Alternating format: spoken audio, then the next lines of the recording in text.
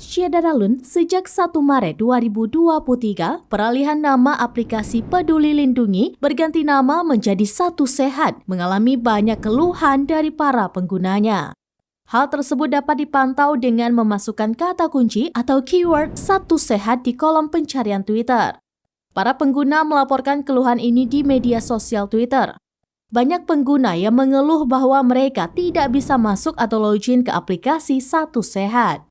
Para pengguna mengatakan bahwa pilihan login menggunakan email dan nomor ponsel yang disediakan aplikasi Satu Sehat tidak bisa digunakan. Saat menggunakan nomor ponsel, tampilan menunjukkan keterangan error. Sementara saat menggunakan email, kode verifikasi yang harus dimasukkan tak kunjung muncul.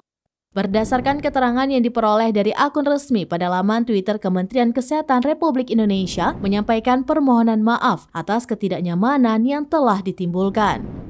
Hal tersebut berkaitan dengan proses migrasi data sehingga menyebabkan munculnya berbagai kendala baik saat login, tampilan tiket maupun sertifikat vaksin. Oleh sebab itu, pengguna harus sedikit lebih bersabar apabila ingin menggunakan aplikasi Satu Sehat untuk saat ini. Pengguna akan dipastikan dapat merasakan beragam fitur kesehatan yang lebih lengkap, seperti buku harian kesehatan yang mampu merekam dan memantau kondisi pengguna pada aplikasi Satu Sehat setelah pemeliharaan selesai.